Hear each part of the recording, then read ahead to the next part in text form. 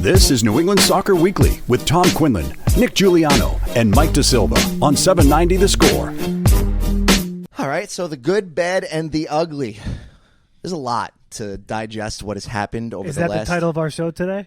That might be the title of today's show, the good, the bad, and the ugly, because boy, was what happened on Tuesday night in Gillette show Stadium title out the gate. Ugly. So, welcome on into New England Soccer Weekly, boys and girls. How are you, Mike, Nick, guys? What's up? Welcome back to another week. Good to be back. Did you watch any of last night's game? Because you are Mr. Anti-U.S. Open Cup. I'm not. No, Tom, I'm not anti-U.S. Open Cup anymore. Reform take. Remember Reform. this. Oh, yes. Born again U.S. Open Cup supporter. But I also was playing pickleball, so no, I did not watch any of last night's game. I don't blame you, because if I didn't have to watch it, I wasn't going to watch it either. Yeah. We'll talk about that in a little bit. But you got a big matchup this weekend against Inter Miami. After you're coming off, after we talk about the bad and the ugly on Tuesday night, a really good road win versus Toronto FC, and now another test this weekend against an Inter Miami team that it seems like it's figuring itself out here over the past couple of weeks with a couple of big wins. So we look ahead to this weekend, Saturday night. And actually, we're used to doing the MLS season pass stuff, I know. This week, our guest from the Miami Herald, down there where all the beautiful people are in Miami, Florida, Michelle Kaufman, joining us on New England Soccer Weekly. Michelle, thanks for taking the time and coming into Providence today. How are you? Sure. Good. How are you? How's the weather up there? Not as good as where you are. I'd rather be where you are, 365. It is very nice. I do have to say it's very nice right now here. Yeah, we're getting there. We're trending. It's nice, sir. Making its way up. You have to pay for paradise. That's the problem. If you really want paradise, you have to pay for it. But you'll get good paradise in Miami. Doing morning radio, it's never nice when I wake up. So it's always a little bit colder and dark, and we're getting there though. Well, speaking of getting there, it seems like Miami's figuring it out and getting it there right now. It seemed like for Neville, for a while there, Phil Neville was going to be on the hot seat, and it seemed like you could have a real problem brewing with Inter Miami. But Josef Martinez has really carried this team on his back for the last couple of weeks, and it's going to be a really good matchup this weekend between the Revs and Inter Miami. So what's your take on this turnaround for Miami here? Yeah, well, actually, to be honest, Josef Martinez really just had one game, so he doesn't really have too much to do with the turnaround. He did have everything to do with beating Atlanta. So, he scored both goals against his former team, but those were his first goals of the whole season. So he had played 7 games and had not scored a single goal. He had been benched for the previous 2 games. So it was actually the longest goalless streak of his whole career. So he really has actually been struggling this season. And then last night he did start U.S. Open Cup game, but he came out in the 56th minute and he was very frustrated. He was like brushed past Phil and, punched some chairs and stuff. So he's frustrated. He did have a great game against Atlanta. It was very emotional. He scored 15 seconds into, wait a second. What just happened? You're still here. We got you. Oh, we are. I don't know what just happened. That's weird. Okay. I must have touched something. Anyway, he came in off the bench against Atlanta. Phil had to decide whether to start him or have him come off the bench. He had him come off the bench, and 15 seconds later, his very first touch was a PK, and he scored to put Miami ahead. It was 0-0 at that time. And then he scored again in the 75th minute, and it was right in front of the Atlanta supporters, and he went down on a knee. A little sort of nod to I don't know if a positive or negative nod to his former fans. But anyway, so it was a very emotional day for him, and he did have an incredible game that game. Other than that, he has not really done a lot this season. It has been a disappointment, and he's disappointed in himself too, because he was brought in to replace Gonzalo Higuain, and he really only has the 2 goals from that one game. So he hasn't really done much of anything else. Yeah, I really overvalued Josef Martinez at the beginning there, huh, Nick? Just a little bit. Okay. But another game that I wanted to talk about is the game against Columbus. So 2 wins in a row for Inter Miami coming into this game against New England.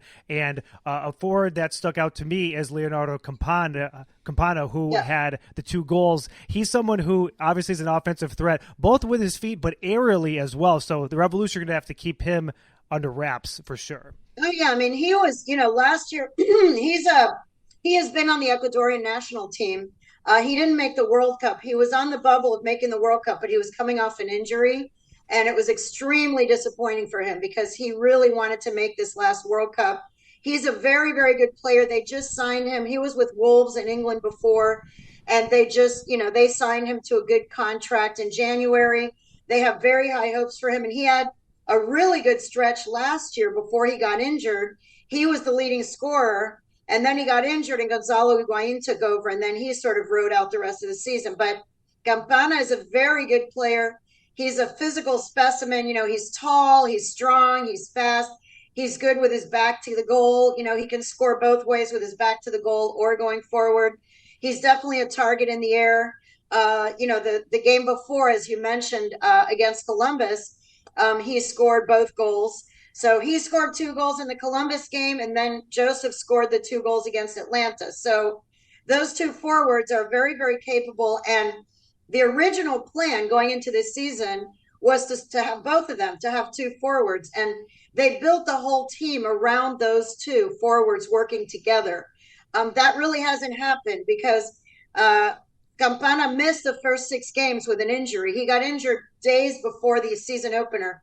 So he didn't play at all the first 6 games. Joseph was by himself and was not producing. And then Campana just came back 2 games ago, scored 2 goals against Columbus, and then now Joseph scored the 2 goals against Atlanta. So, it'll be interesting to see this game against New England, whether he starts both of them together or does he start one over the other.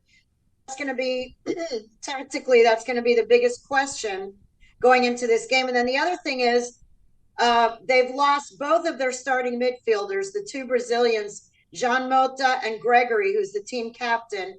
They're both out for, 6 months, basically. Gregory's out 6 months, and Mota was just injured last week, and he's out for 4 months. So they've been starting the last 2 games. They started 2 local teenagers, 2 guys, homegrowns, who came through the academy. Benjamin Cremachi, who's 18 years old, and David Ruiz, who's 19 years old. They have both just started their first games the last 2 weeks, and they are replacing the 2 starting midfielders. Rodolfo Pizarro is also injured, by the way. He has a hamstring pull and is going to be out for a month. So basically, the 3 experienced midfielders that they had are all out, and they're starting local teenagers in the middle. So it's going to be interesting to see against a team that's in first place. And I know they lost last night, but I'm not sure how much importance Bruce Arena put into that game, but I know the next game will be really important. And they are expecting a sellout. There's only a few hundred seats left, so they're expecting a sellout crowd. Well, you actually just answered my next 2 questions, but I'll break it down a little bit. So one of the things I did notice watching this back, I'm not a big stat person, but that Miami has been severely outpossessed in a lot of the games this year. And I noticed watching back these games that it was because of the midfield play. So is it due to just these injuries, and how long do you think it's going to take for these players to kind of gel a little bit? Because having those forwards like that, a Martinez and a Campana, you need that midfield play to work with them. So there's definitely a disconnect right now. Yeah, well, there's a couple of things. One, they actually were outpossessing their opponents for most of the first stretch of the season. When they went on the 6-game losing streak, a lot of those games were 1-0 games, and they were outpossessing their opponent but losing. So now Phil has actually changed a little bit with having Mota and Gregory out and having these new teenagers coming in. They've gone a little bit more defensive.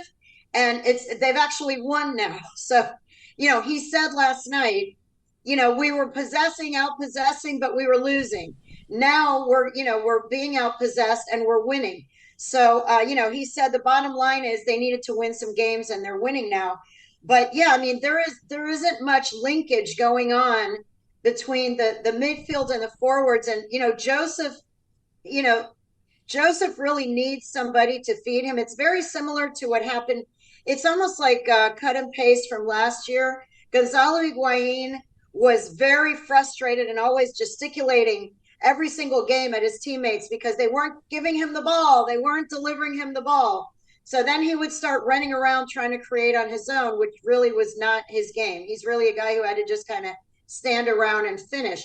And, Joseph is exhibiting some of the same, a guy who has a history of being a lethal scorer, but came in very out of shape into camp, which Gonzalo did, and Joseph also did. Joseph admittedly did nothing in this offseason. His girlfriend had a baby, and he was basically, hanging out in the nursery and playing with the baby. So he didn't really do anything in the offseason. He came in out of shape, and they are having trouble with giving him chances. And Victor Ulloa spoke last night and said, he's frustrated because he wants the ball. He wants a lot of chances to score, and we didn't really give him too many chances to score. And then he came out of the game in the 56th minute. So, the new guys, Kramashi in particular, is very dynamic and an interesting player. He had the assist on Campana's first goal in the 7th minute against Columbus. He was in his 7th minute of his first MLS game, and he had a beautiful head flick assist right to the foot of Campana. So he is a creative player with a lot of upside, but he is 18 years old, and he has literally played 2 MLS games. So they're asking a lot of that kid. And then David Ruiz just started his first game the other day, and he's 19 years old, both of them from the academy. So it's going to take a little while, I think, for those young kids to, to kind of connect with the forwards. There's about 3 points separating 5th and 10th right now. Inter Miami sits in 10th place coming into this weekend. What's your thoughts on just the feelings and ownership right now with the job Phil Neville's doing? Like, his win percentage is below 500 right now overall in his total time here with Inter Miami, and it just seems like he's getting a lot of room to kind of figure it out, and it's still being put together. So just what's your thoughts on the leash that he has from ownership to try to steer this ship? Right. Well, they gave him a 1-year contract. I think he wanted more, and they only gave him 1 year. So I think this really is the year that he has to, they made the playoffs last year. He did. In his defense, last year, the team was a disaster in July. They were in last place. Gonzalo Higuain was a malcontent. He was grumpy. He was benched, but by Phil benching him, Phil really actually did a very good job with Gonzalo. He benched him. It motivated him. He had a lot of long talks with him about, is this really how you want your legacy? Is this how you want your career to end, as a grumpy old man on the bench? Why don't you come and you can be and all this. So anyway, Gonzalo lost a bunch of weight. He started working his ass off. And the second half of last season, Gonzalo Higuain was incredible. I mean, it was like, why hasn't he been like this for the last 2 years? Where has this guy been? A lot of that was the leadership of Phil and the locker room, believe it or not, even in these horrible stretches that they've had, 6-game losing streak, 5-game losing streak last year, the locker room stays together. It's a very, very united team. There isn't a whole lot of, finger pointing going on. So I think he's done a good job as far as team chemistry, culture, that kind of stuff. The leash, I think, lasts until the end of this season. I don't think, when people were saying he's on the hot seat, I mean, I talked to ownership on a regular basis. There was no discussion of hiring somebody else at this point. I mean, I think that's just people saying he's on the hot seat, because when you lose 6 games in a row, you say the coach is on a hot seat. But I think he has to produce this year more than just the first round. They made the playoffs last year. They lost in the first round. Obviously, what happens this summer, they keep talking about, they are planning to have some upgrades this summer. This team right now that we're seeing with those 2 teenagers, I don't think this is the team that's going to finish the season. I don't. Now, whether it's going to be Messi, whether it's going to be Busquets, whether it's going to be both of them, whether it's going to be neither of them, and it's somebody else, I don't know. But I know that they have been collecting money. They've been collecting TAM and GAM and SHMAM and all those things that they do in MLS. They've been gathering a lot of those with the trades that they've made in the last few months. And the whole reason behind that is to have salary to pay some people, because remember, they are still cash strapped because of the Matuidi, all that whole mess that Paul McDonough and all that made, which, by the way, he's now was just hired as president of USL, which I found comical. But anyway, they're still paying the penalties this year. The last year and this year, they had severe penalties as far as salaries. So they're trying to collect money here and there and everywhere to improve the team this summer. So this team that we see now is not, I don't think, going to be the team that we're going to see in August, September, October. So I think Phil will have this season, with the addition of whoever it is that they get, to get farther than the first round of the playoffs. If they don't, then I would say he is definitely on the hot seat.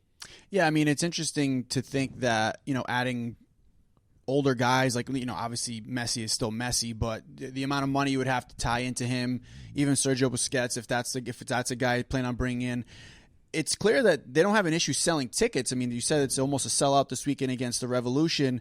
So if they're looking to build a team, would that even be the right decision to bring it? Because you're going to get to people there to watch the games anyways, but why would you bring in these older guys that are not necessarily going to fix your problems? Yeah, well, I still think that they think that Messi and Busquets would fix some of their problems, even at the age they are now. They're still, they have far more skill than the people that are on the team now. And as far as building the brand, they do have a very loyal following that goes to the games. They're drawing like 16,500. The stadium only seats 18, so it's not a big place. But they're moving to a new place. It's a slow going. But they are supposed to move in March of 25 to a new stadium, which will be closer to 30,000.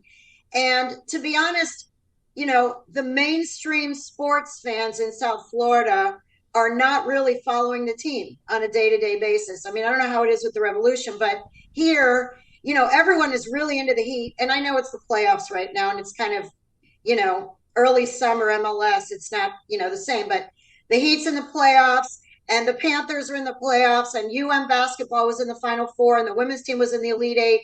That's what everybody in town is talking about. I know that the owners of Inter Miami would love Inter Miami to be in the mainstream conversation of sports fans in South Florida. And the only thing that the mainstream sports fans in South Florida know about Inter Miami is that they are wooing Messi. Like every time I go on a radio show or whatever, just a random show, they always ask when I'm talking about basketball or something else. They always want to know, is Messi coming? Is Messi coming? Is Messi coming? So, they will still sell out, of course. If Messi comes here, 18,000, that'll sell out in 3 minutes. They will jack up the prices too. By the way, one thing that I noted in a story earlier this season is that for the first time, and I viewed this as a clue that they really are hoping to get him, is that they only made single tickets. Single tickets were only available through July 1st. So, in the previous years, you could buy a ticket for August 15th or September 20th. They only made tickets this season available through July 1st, and that's it. And the reasoning was, they're not saying it, but I sort of know it, that there will be a new price structure. If Lionel Messi is playing at Drive Pink Stadium, there will be a new price structure. So they basically said, if you want to be able to see potentially Lionel Messi, you need to buy season tickets. Otherwise, you're not going to be able to get a season ticket for this price after July. So they still are hopeful. Yeah, they're still hopeful. I mean, let me just jump back in real quick, because it's really interesting. You talk about ticket prices and everything. There's no way if Messi comes to Miami that you could even stay in that stadium. For the money that Inter Miami would make, I mean, it just seems financially that going the Hard Rock would be the better move, wouldn't it be? It does seem that way. That would require the Inter Miami ownership and Stephen Ross to be together on something. And you know how sports politics are? I'm sure you do. Sure. Those two groups have never really worked together. MLS and the Stephen Ross group have also had some conflicts, because the Stephen Ross group is the group, Relevant Sports is the group that brings those foreign tours over here, that Champions League tour that they bring with all the big teams playing here.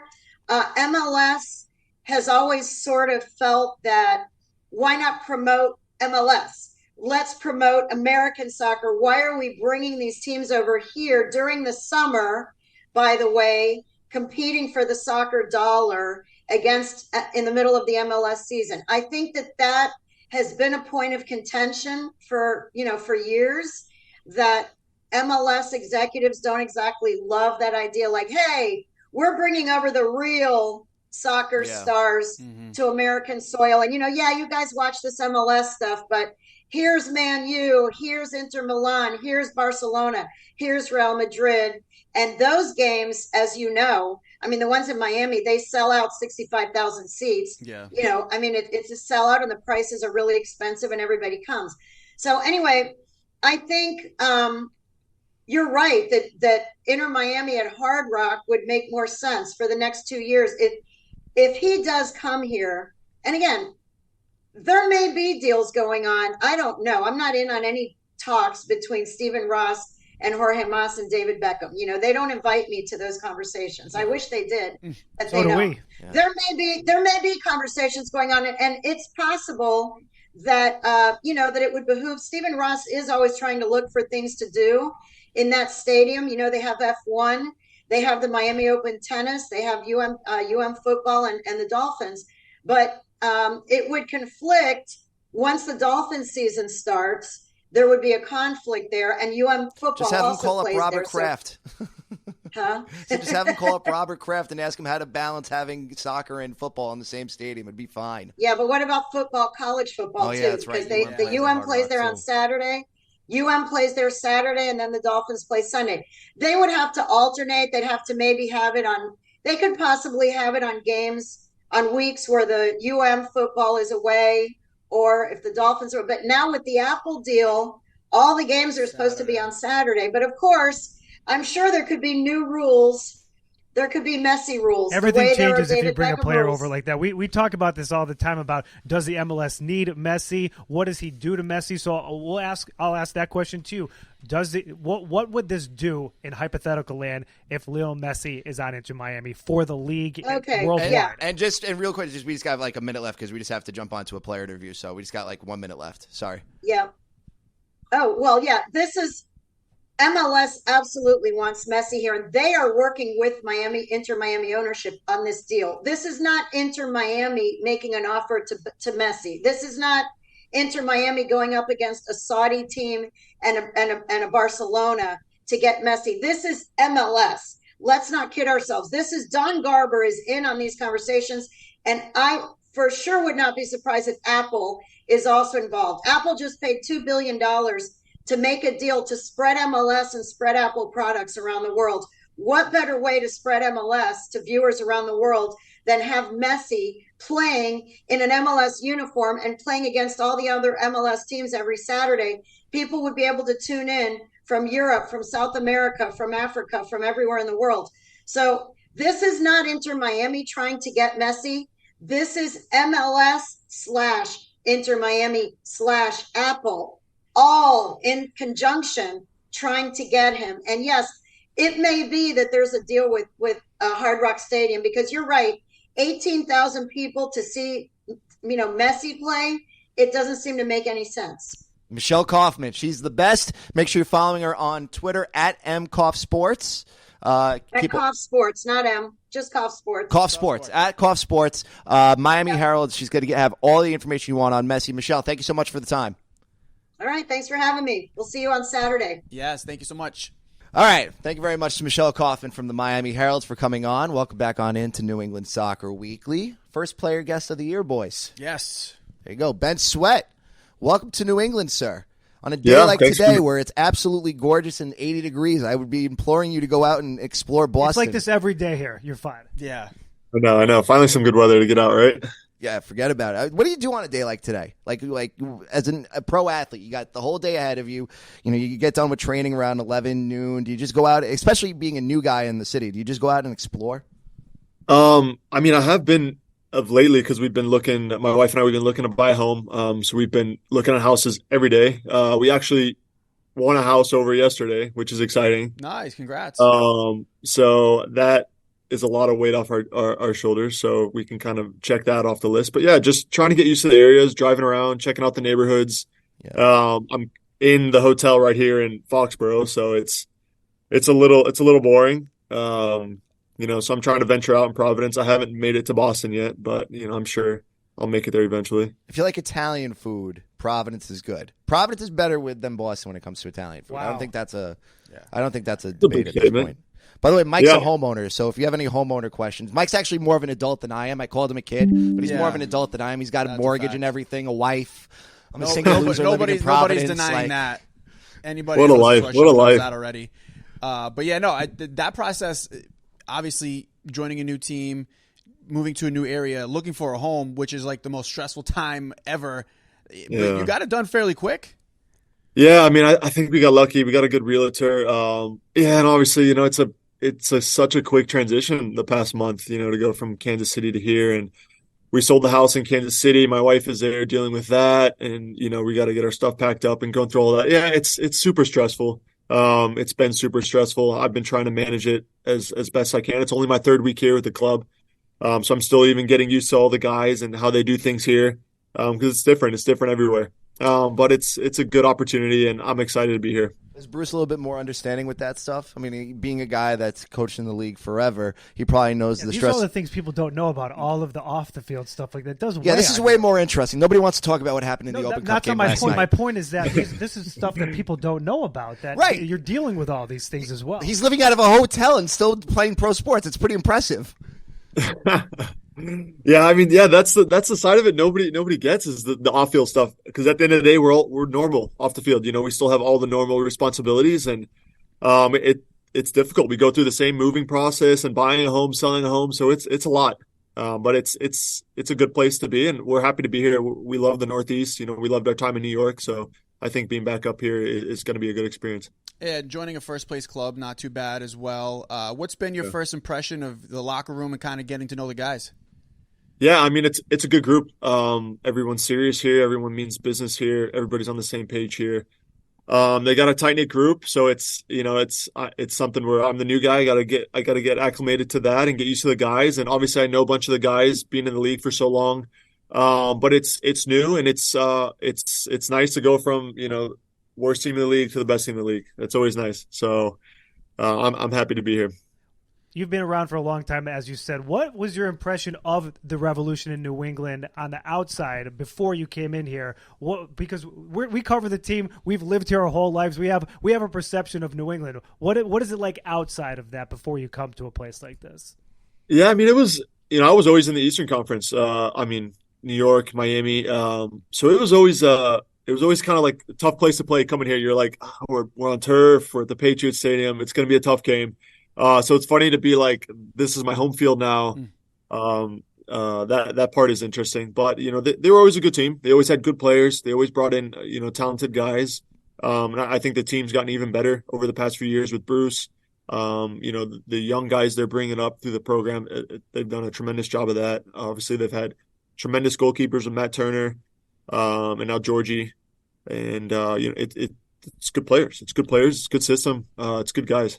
Would you like to see yourself get settled here? For the last couple of years, but from 2020 to now, you've gone from Miami to Austin to Kansas City. Yeah. Does it get a little? We just talked about, you're buying a home, the stress of trying to settle yourself down. Would you like to make this your landing spot for a while if you could? Absolutely. Like I said, we love the Northeast. Obviously, all the moves that they've been crazy. Obviously, I got picked up in the expansion draft to Miami, and then I had a close relationship with everyone at Austin, so I knew I wanted to go to Austin. I went to Austin. I tore my ACL, and then obviously I didn't get my option picked up, having come off an injury. And then luckily Sporting took me in. I finished my rehab, and I did well there last season. And then had an interesting start this year with starting and playing, and then kind of had a little bit of a fallout, a little bit of a disagreement. And then now I'm here with New England. So it's difficult. It's been difficult. Nobody plans on moving as frequent as as frequent as any of us, but it's part of the job. And, sometimes that's just how it is. That's the business side of it. I'm not looking for you to burn bridges, but, when you describe your time in Kansas City that way, what do you think went wrong for you in Sporting? Like, what do you think happened there that just it ended the way it did? I mean, I don't think I want to get too into it. I think Sure, whatever you want to say. I think it'll eventually it'll come out one day. But he's got his side, I have my side, and I think I think for him to come out and say that it was a roster move, I think that's a safe way for him to protect himself. That's all I'll say. And I'm out of that place, and I can put that behind me, and I can come here and I can make a name for myself here and bring what I bring to the club here. Looking forward to hanging out in Canton, buying homes in Canton and Randolph and all that. Tommy, the geography major over here. So that's a good way to put it. Obviously that's in the past. It's exciting to be a part of this club now, especially with kind of that back line that's been really kind of fortified, adding Romney. They've had Farrell there, Kessler, obviously the two guys on the outside, and now they're continuing to adding more depth. Is that a kind of an exciting group to be a part of? Yeah, I mean, we're gonna be a contender this year, no doubt. So to have practically starters in every position, I think that's what you want. I think that's how everybody's gonna get better. That's how we're gonna train better, and we're gonna push the guys. And they're good players. The fullbacks, Dewan and Brandon, they're good players. Our center backs, good players. So it's interesting to have to go from playing 5 games, starting 4 out of 5 of them, and coming to here not being the starter. But I had a good conversation with the coaches. I'm on the same page with them. I want to be here to fortify that position. And they can trust me. They can throw me in there whenever they need me. But Dewan's done tremendous. He's a very good player.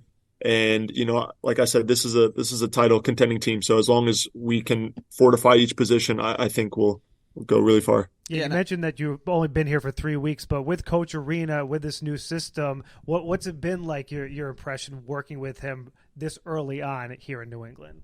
Yeah, I mean, it's a big change.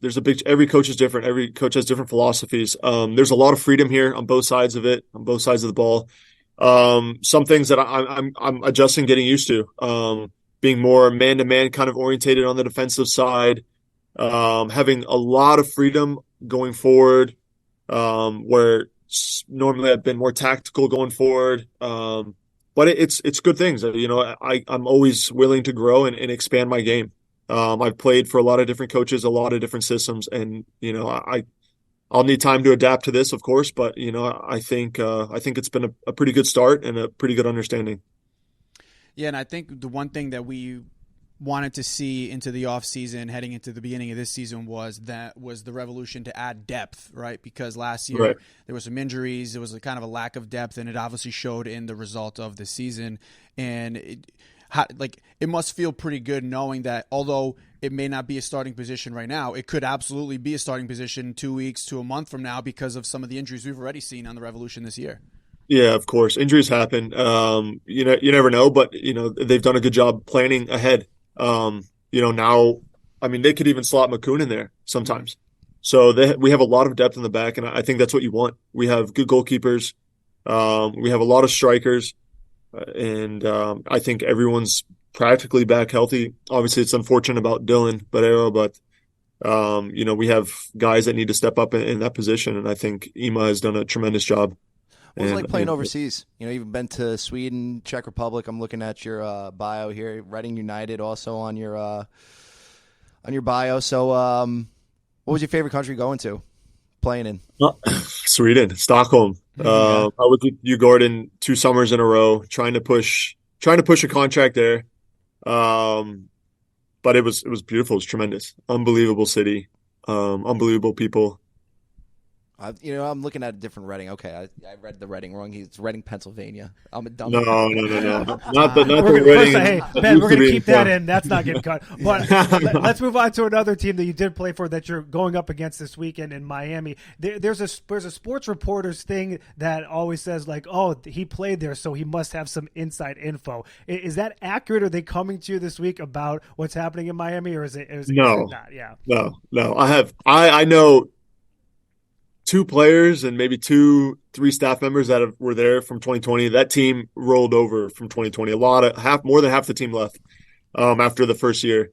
The entire coaching staff left, so I couldn't tell you. I know Drake Callender very well, Victor Ulloa, and obviously the training staff with Juan and Kai.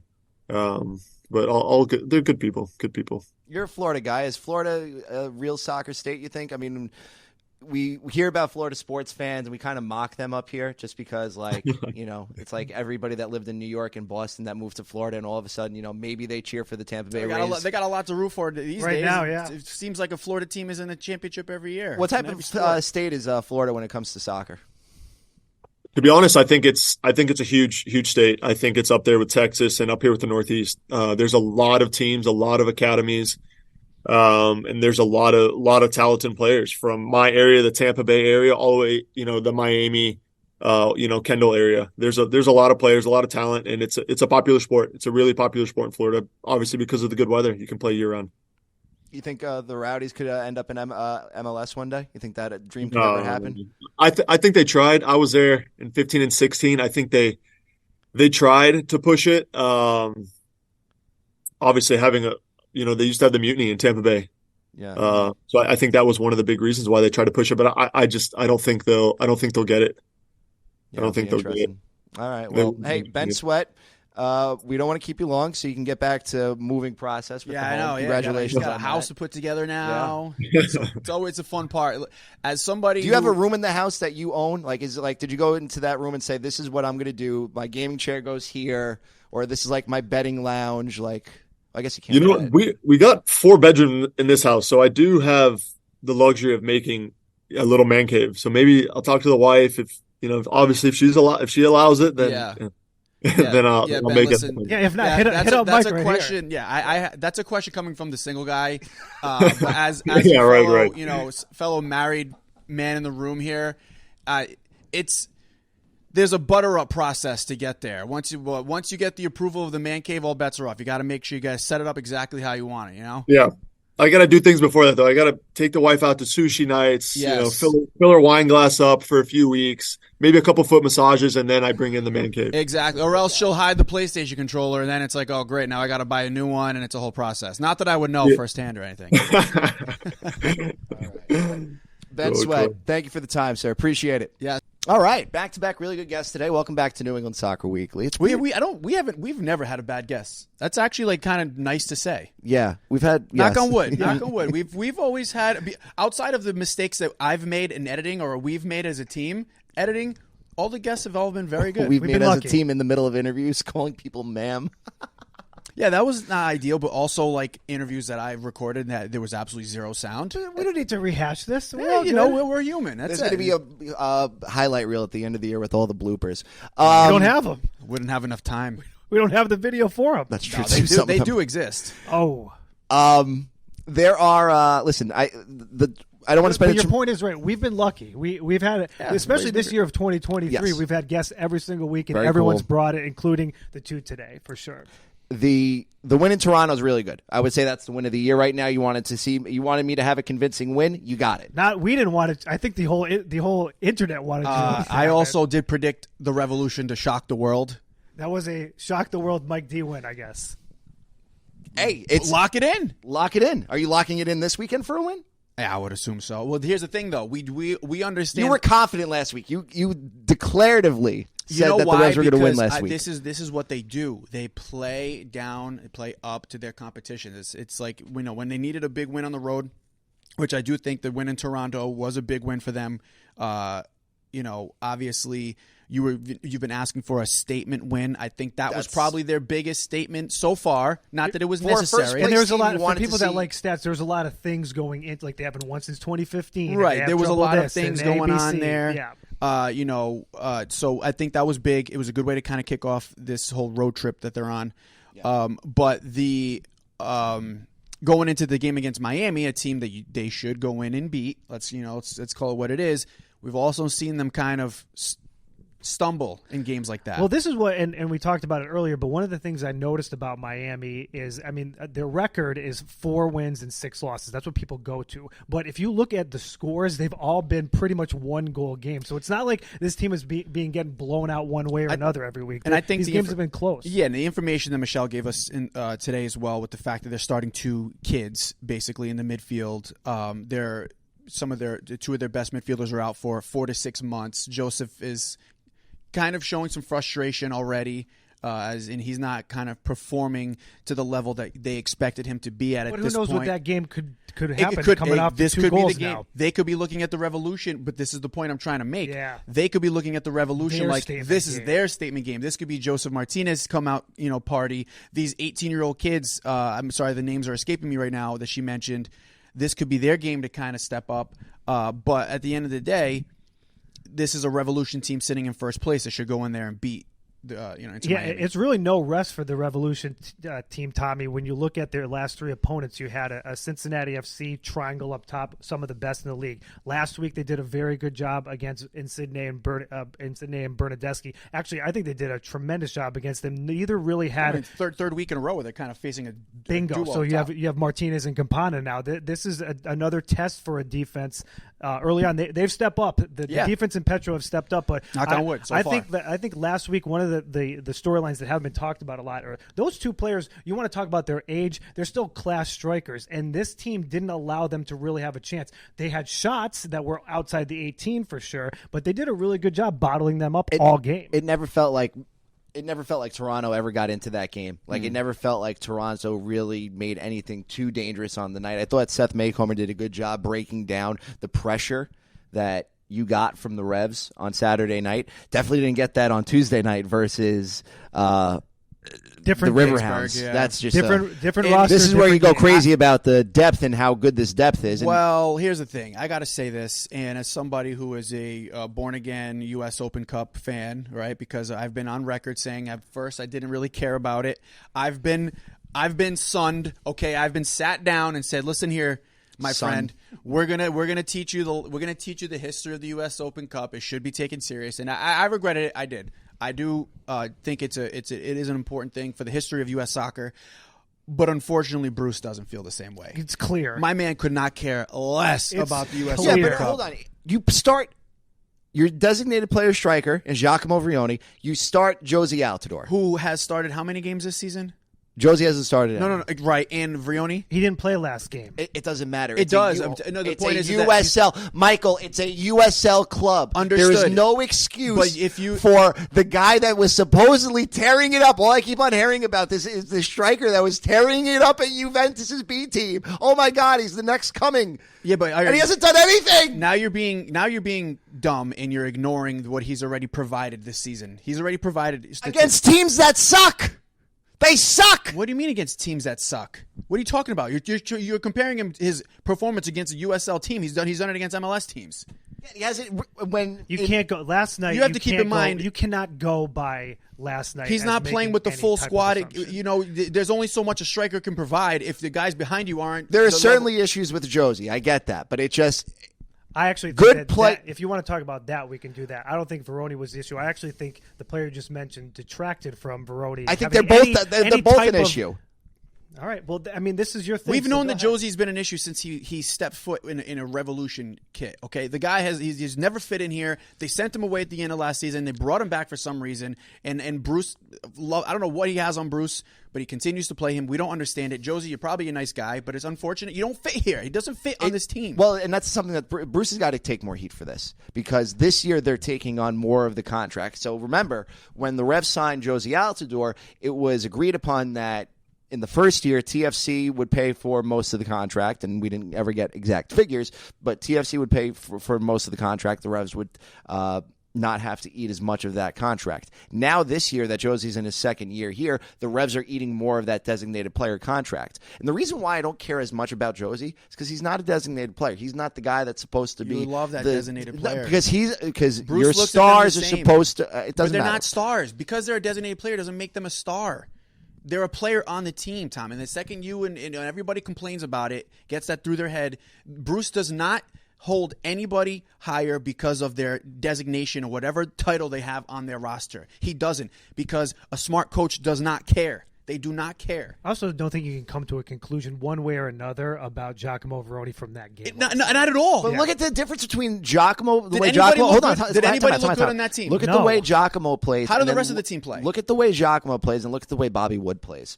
Thank God for Bobby Wood, because if Bobby Wood's not here, I don't know if you're sitting in first place right now. But if Bobby Wood's not here, but the thing is, it's been I can't believe we're still doing this. I'm just saying, it was just bad. It was bad all around last night. But this is what he has. He has a little open from that game last night. Yeah, he's using a U.S. Open Cup game that clearly the management and the coach does not care about. Not that saying that we should. Because you didn't care about everybody. I really didn't. But everybody.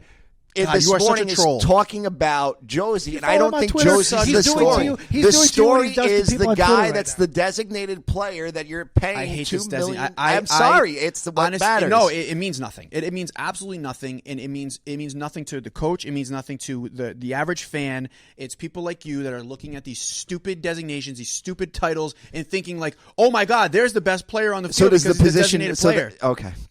There's a. I think DeJuan Jones is a better player than Giacomo Veroni. I think that you could go through the list.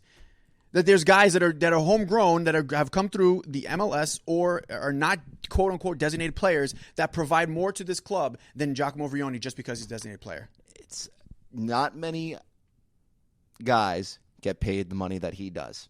And Lloyd Sam, why is that make him a better player? Because it's an MLS contract stipulation. Why does that I don't get it. It's about what that player is supposed to provide for the money that they're making and the money that you're paying him and the money that you're investing from the club to get him. But they're doing a good enough job of growing their club organically anyways. Okay, well, at some point, it's going to bite you in the ass They're this sitting season in first place. if the guy that you're paying designated player money doesn't perform. This is like it gets to the point where it's like, okay, we're going to start doing our show from under a bridge. Well, it's not only that. Again, I say this all the time. Go back and listen on the podcast, like it, review it, give 5 stars.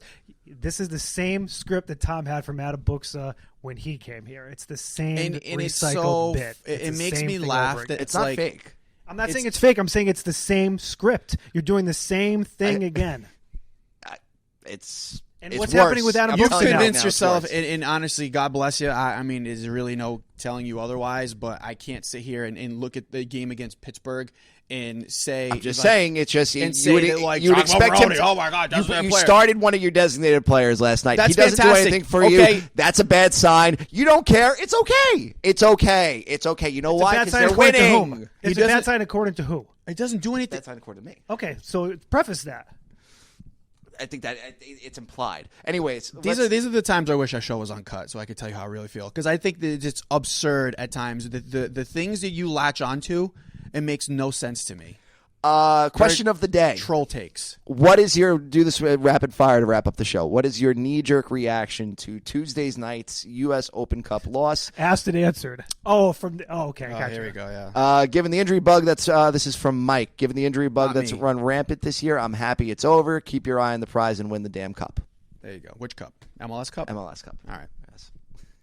Not the Shield. I don't want them doing the Supporter Shield. Because if they have a celebration on the field again, on a game that they lost, I'm going to have a problem. Brian Kamler, nobody in the organization cares about that tournament. Or not Brian Kamler. Nobody in the organization cares about that tournament. The coaches, the front office, the players who were and weren't on the field. If the team cared about that tournament, they would go back to Harvard. Instead, they lost to a minor league team in front of 50 fans. Bruce said that the stadium was supposed to be an advantage, so it didn't make a difference last night. I mean, it's sad, but I agree. It just doesn't seem like he cared about that game at all. Slo Gonzalez, a bit disappointed, but it will help us focus more on continuing to pick up results in the league. Yeah, the worst thing last night would have been if they scored, because then they'd have to go into extra time. Just get out of there. God. Fluffy Quahog, more respect needs to be paid. Yeah, big U.S. Open Cup to guy. The oldest and most storied soccer tournament in the country as well. Kevin, support for the Revs or support for the side. Completions, trophies won't be taken seriously until the team does. The coach doesn't care. Not that the first team should be starting the game, but clearly this team isn't deep enough or care enough for the side competitions and trophies. I've said that I think that the depth is a problem, and I think it will bite you at some point this year. The depth that you're speaking of in a game that clearly didn't mean anything to the coach is not the same depth that if you're going to start 2 people, or if you lose 8 or 9 starters, that's when the depth may become an issue. That's what you were looking at on Tuesday night. And finally, there's a change.org petition to get rid of Josie Altidore. That's kind of funny. Do your thing. Bruce? Great. Thank you.